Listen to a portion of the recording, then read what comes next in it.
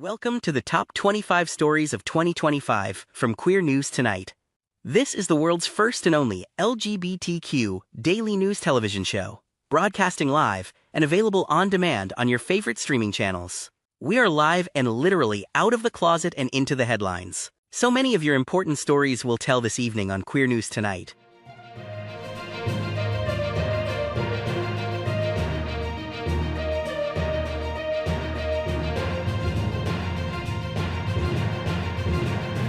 You're watching Queer News Tonight, the world's first daily LGBTQ evening news show.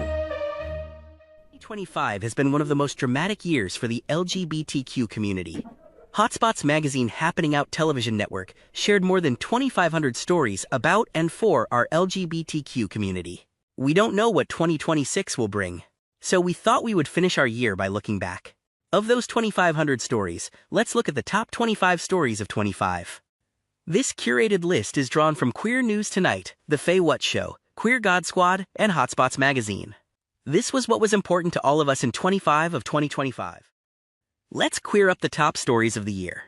This is number 25 of 2025. Grindr backs new age verification bill as LGBTQ users watch debate closely.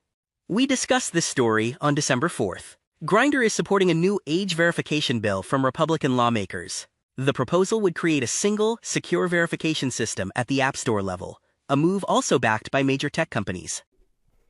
I'm Bobby Hoon, and let's queer up business. Grindr backs new age verification bill as LGBTQ users watch debates closely. Grindr is throwing its support behind a new age verification bill introduced by two Republicans, Senator Mike Lee of Utah and Representative John James of Michigan. In a blog post on Tuesday, the LGBTQ-focused dating app said it backs the App Store Accountability Act, or ASAA, which would create a single secure age verification process at the App Store level and allow developers to receive a verified age signal, end quote. Major tech companies, including Meta, Snap, and Twitter, also support the measure. The bill comes as other child safety proposals, especially the Kids Online Safety Act, KOSA, sparked alarm among queer advocates who say that its broad duty of care mandates would pressure platforms to suppress queer content.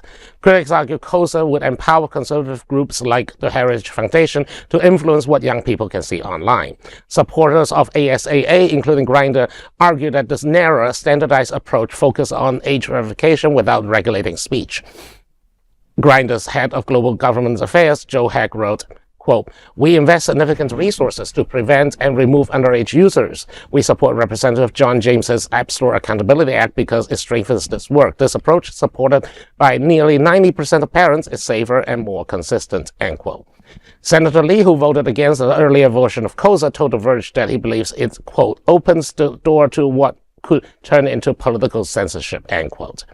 I mean, it's not a big surprise that the Heritage Foundation is planning, or many other conservative bodies, including Moms for Liberty and the administration itself, is planning to classify all LGBTQ content as adult content and therefore screen out anyone who is struggling to come out, or struggling to identify their sexuality or gender identity, and to make sure that these people feel isolated, alone, and prone to propaganda and self-harm. That's the point. The cruelty is the point. But now, I kind of I would say not bad about the idea. Look, the App Store already know my name, my address, my credit card number. They certainly know my age. So why not use the App Store to verify age? The question is, how do you separate, for example, if a kid is buying something from the parents' App Store, how do you authenticate that who is buying and who's using it? That might be why all the different for-profit companies that would prefer to not block people getting on support it, because it's not. But like, I mean, it is a problem. Some teenagers are using Grindr, and that's a big problem. Well, but the other issue is like all these new attempts to really create all these age verification and restrictions on the internet is about new forms of censorship at the end of the day. Whether we're talking about it for this way, we're talking about the other way, like. What are you going to decide what is and isn't adult content on the internet? Yeah, it's easy for something like Grindr or an adult website, but once you go anything past that, like, Is Breitbart an adult website? Some people would make a very good argument that it is. I would say it's censorship to block that awful website. Is, Queer News Tonight an adult content? I wouldn't say so, but I'm sure many people would make that claim. So once you start making age verification easier, you're just going to see everything just say, oh, well, you need to be an adult to see everything. And then you look at, authentication. You look at all the cybercrime that's out there. And no matter where you stand politically, we can all potentially be a victim of that. And, it's interesting times that we're in. You look at AI and how that's going to affect things. And, there's probably some kids out there, unfortunately, who get mommy's or daddy's credit card, or they get some kind of allowance on credit, and the parents don't do a check. And, it's... Ultimately, the responsibility of these app behavior and online behavior comes down to the parents. The problem is that the parents seem to want to abdicate it to the legislature, who want a technological that's one-size-fits-all solution to the problem. Is this even coming from parents, or is this just coming from conservative Republicans who just want to be a nanny state? No. Both. Well, and I'm going to say this, and you might not agree, or you might think it's coming from left field.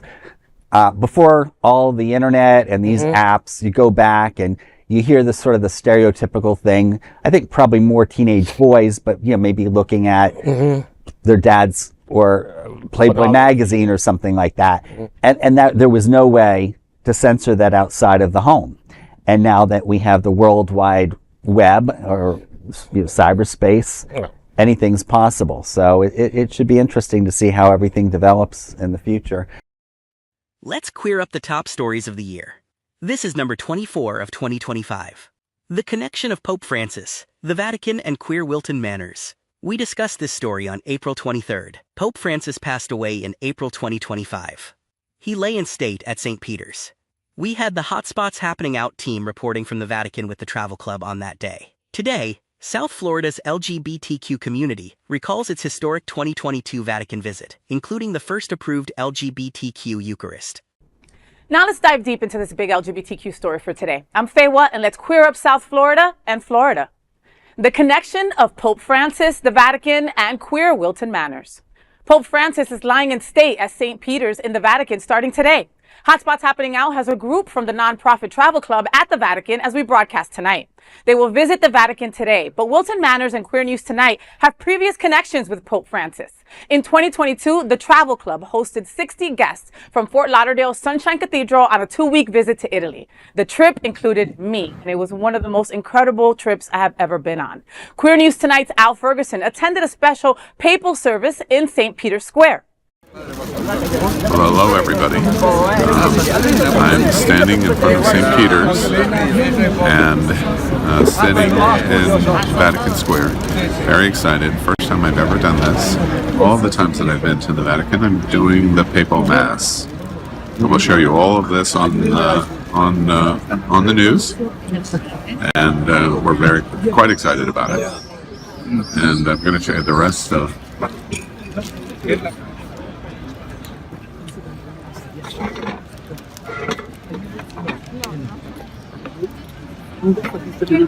Yes, where do you want to see?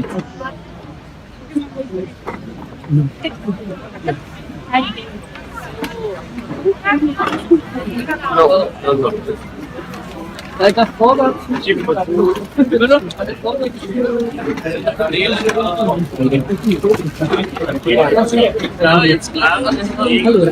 Stay tuned. The event was spurred by the special request of the Vatican to host the LGBTQ group from Wilton Manors. Al Ferguson had special front row seating for the Mass in the square and then into St. Peter's Cathedral for a special prayer led by Pope Francis. Con l'aiuto della parola di Dio che abbiamo ascoltato, apriamo un passaggio attraverso la fragilità dell'età anziana, segnata in modo speciale dalle esperienze dello smarrimento e dell'avvilimento, della perdita e dell'abbandono, della disillusione e del dubbio. Naturalmente le esperienze della nostra fragilità di fronte alle situazioni drammatiche e talora tragiche della vita possono accadere in ogni tempo dell'esistenza.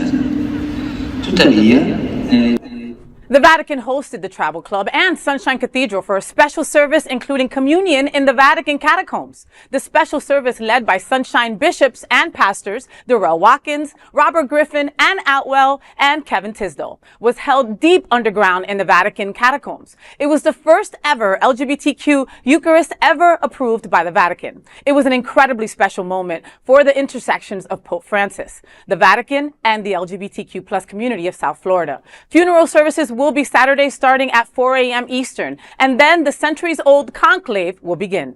Vatican experts predict these next days will be incredibly important to the American and the world's LGBTQ community. The Vatican conclave will likely focus on Cardinal Luis Antonio Tego, a Filipino cardinal who is considered a liberal candidate for the papacy.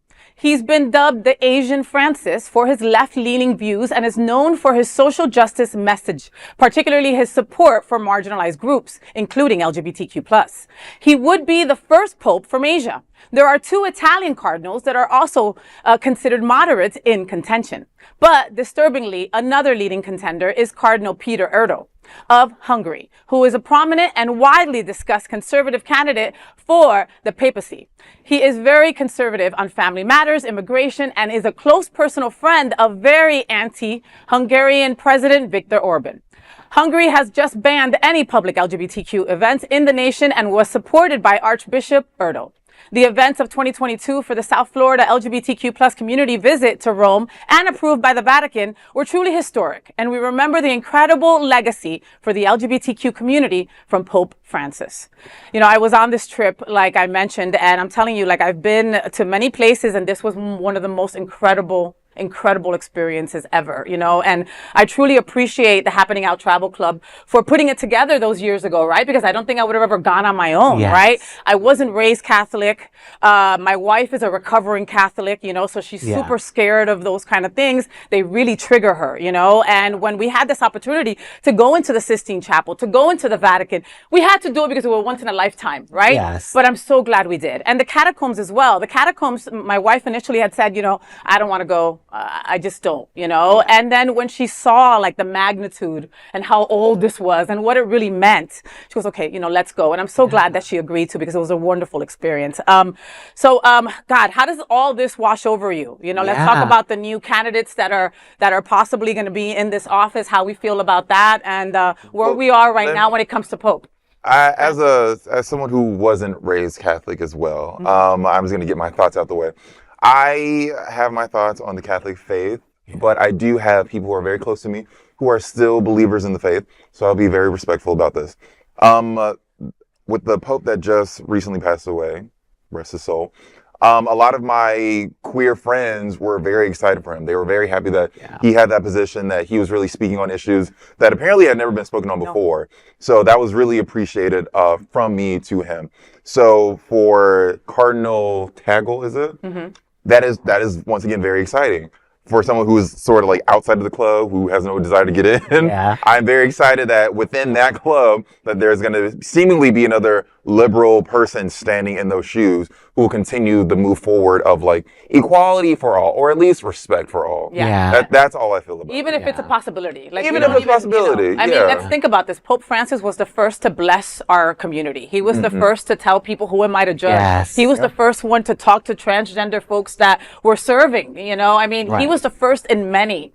You know, that in my mind, I'm afraid that the next person will go and go, we went too far to that right. Let's go back this way. You That's know? what I'm afraid of. Razi? That's what I'm afraid. And I am the same like you, Bonnie. The Catholic Church has a history that we won't get into, that I'm not very happy with, but I did love Pope Francis. And I loved him because of him being so humble. You could feel his humbleness, and also the fact that he acknowledged the LGBTQ community. So as us as a community, I would love to see the Asian one, not just because of them being liberal, but it would be nice to see someone of color be Pope. Yes, because I don't think that has ever happened. I could be wrong, but I don't think so. I don't think so. And so that would be also very monumental, I think. And this is my question. I don't know if you all heard of the movie Conclave. Yes. I haven't seen it yet, but my cousin told me it is something that's 2 hours long. I'm going to watch it.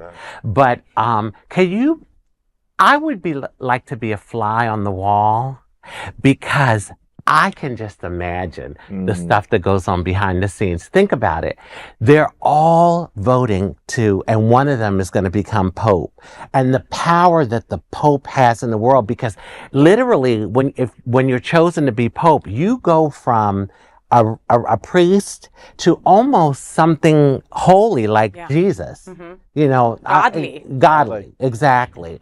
And so I can just imagine, maybe they stay quiet about it, but I'm sure a lot of them want that position. Oh my God, of course. And they were mentioning today how I believe, maybe Jason, you can help me with this one. I think there's like 150 popes that are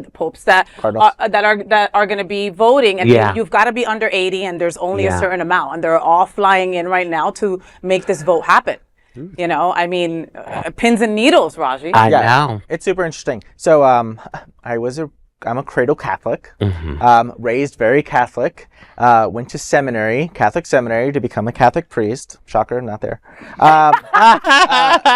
But I entered under Pope Benedict. So you want to talk about an extreme, which for me, growing up, Benedict was the Catholic church that I knew. Yeah. Catholics, holy, like... He's the one with the Prada shoes, right? The Prada shoes, okay. Yes. So then comes Pope Francis, and I see myself in him. Yeah. And I see that human connection. I would be very disappointed to see the church go backwards. Just as much as I'm disappointed about this country going backwards. But I would be very disappointed to see the church go backwards, because the Roman Catholic Church, as conservative as it is, recognizes us, sees us. Yeah. There's a level of dignity and respect that comes with just acknowledging that's the LGBT community. And Pope Francis did that for us.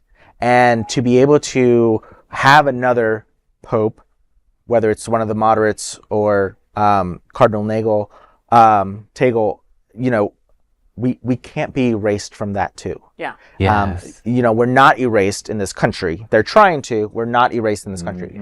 Let's not a major faith group follow those steps that the country's taking.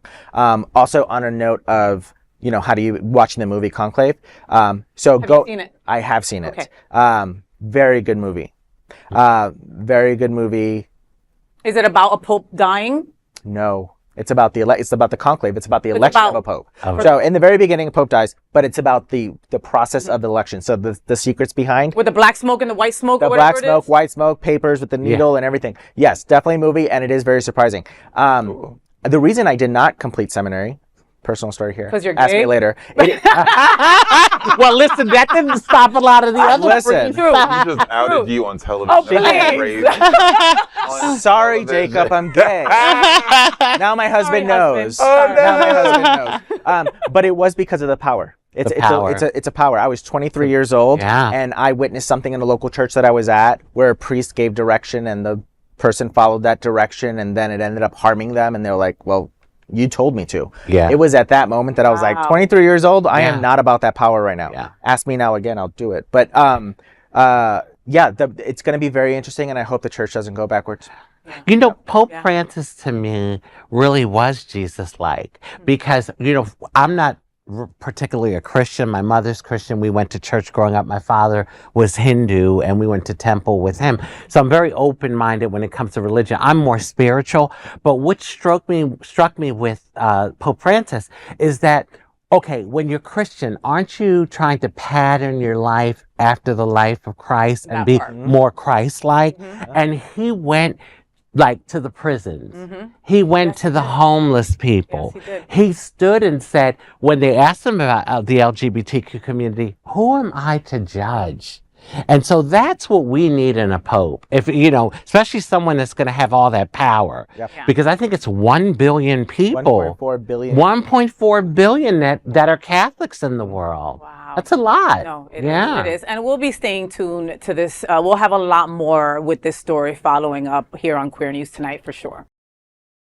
Let's queer up the top stories of the year. This is number 23 of 2025. Wilton Women's Week makes its mark on gay-focused community. We discussed this story on April 28th. And we recall how Wilton Manors marked a historic shift with its first Wilton Women's Week, a 10-day festival launched on National Lesbian Visibility Day. The events drew large crowds, highlighting growing recognition of LGBTQ+ women in the community. Now let's dive deep into this big LGBTQ story for today. I'm Eric Restivo, and let's queer up lesbian and queer women. Wilton Women's Week makes its mark on gay-focused community. Wilton Women's Week, full stop. Those are words you rarely hear in gay-centric Wilton Manors, but that is changing this week as Women's Week is fully underway. Kicked off by National Lesbian Visibility Day celebrations on Friday is the first ever 10-day festival presented by Pride Center at Equality Park and Women with Pride. The program began with a sold-out social boat cruise Friday night.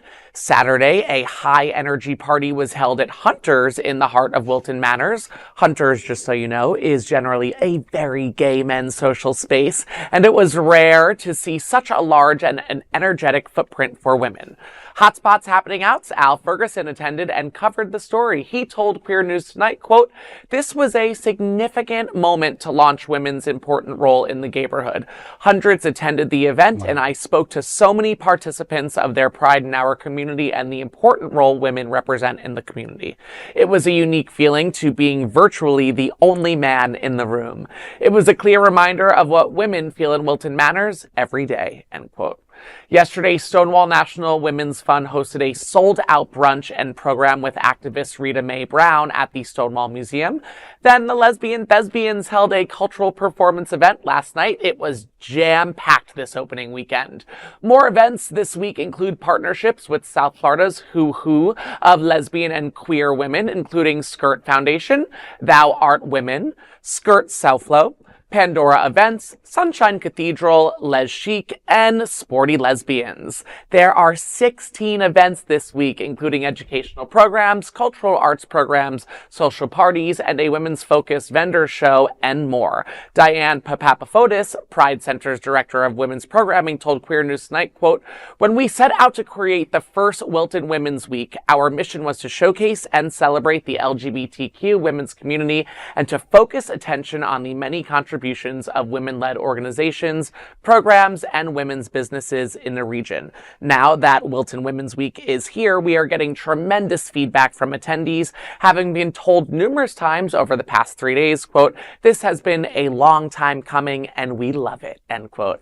I think that says it all. We're very proud of what our team has created in this first year, and it's only going to get better next year. The festival continues until May 4th. Follow all the events at wiltonwomensweek.org. I cannot believe that this is the first time ever that this is happening. If it wasn't for the women and the lesbians during the HIV crisis, I mean, where would we be right now? So it's eye-opening, but it's also extremely exciting. And it's also that history that women's bars in some places just aren't able to make it. They just aren't able to stay around. And I mean, that said, sisterhood is powerful, and I'm grateful that our sisters have a chance to take over Wilton Drive for a change.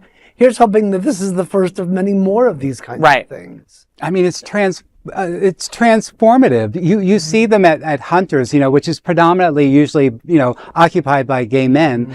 And just to see it filled with lesbian or identifying, it's fantastic. So, it's about visibility. It's about showing leadership. It's about being seen and heard. And so I'm all for the L getting right to the front of the line. So, and personally, I've more than once accidentally been in almost all women event weeks where I'll be at the clubs because I've mentioned with Women's Week, it's nice to see us doing something like P-Town would do with the Women's Week. Right. And one time my boyfriend and I was new to working in P-Town. We were just happened to be the weekend we could hang out. Of course, it was a women's night there, but I accidentally, my glasses fell off because I like to be very expressive with my hands when I dance. Who knew?